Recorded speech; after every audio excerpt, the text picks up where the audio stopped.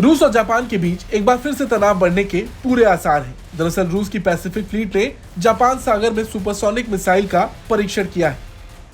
Japan सागर में रूस के 2 युद्धपोत ने मॉस्किट क्रूज मिसाइल्स दागी हैं। बताया जा रहा है कि ये एक एंटीशिप मिसाइल है जिसने करीब 100 किलोमीटर की दूरी पर मौजूद मॉक वॉरशिप टारगेट को निशाना बनाया। हालांकि इस बात की जानकारी खुद रूसी रक्षा मंत्रालय ने दी है। मंत्रालय का कहना है कि रूस की नौसेना ने जापान सागर में एक कृत्रिम लक्ष्य पर सुपरसोनिक एंटीशिप मिसाइलें दागी। बता दें, इन मॉस्किट मिसाइल्स को नाटो सनबर्न के नाम से पुकारता है। ये सुपरसोनिक मिसाइल 120 किलोमीटर की रेंज तक वॉरशिप्स को तहस नहस कर सकती है।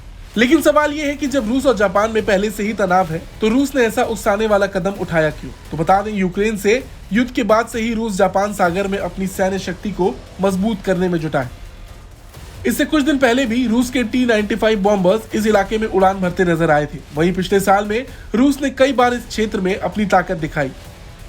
पहले भी जापान सरकार ने रूस द्वारा जापान सागर में पनडुब्बी से छोड़े जाने वाली मिसाइलों का परीक्षण करने की खबरों के बाद उसकी सैन्य गतिविधियों पर चिंता जताई थी। यूक्रेन पर हमला करने के बाद से ही जापान तट पर रूसी सेना ने कई सैन्य अभ्यास किए हैं।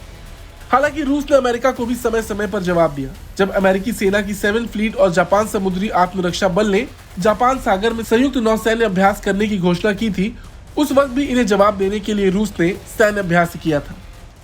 वहीं रूस और जापान के रिश्ते काफी समय से तनावपूर्ण हैं। जापान यूक्रेन का समर्थन कर रहा है और रूस के खिलाफ अपनी आवाज उठा रहा। हाल ही में एक खबर तो ये भी आई थी, जब जापान के पीएम फूमियो किशिदा भारत आए थे, उन्होंने भारत से भी रूस और यूक्रेन के बीच किसी एक देश को चुनने को कहा था। हालांकि भारत का रुख पहले दिन से साफ है। रूस और भारत की दोस्ती कोई आज की नहीं और दोनों ही देश एक दूसरे के लिए हमेशा से खड़े रहे। जब रूस के खिलाफ पूरी दुनिया थी तो भारत पहला देश था जिसने उसका समर्थन किया। हालांकि रूस के खिलाफ कई देश आज भी खड़े हैं। ऐसे में जापान सागर में उसका सैन्य अभ्यास उन देशों को ललकारने जैसा है। फिलहाल जापान की तरफ से कोई बयान तो नहीं आया है, मगर ये देखने लायक होगा कि वो इसका उत्तर कैसे देता है। ब्यूरो रिपोर्ट, भारत तक।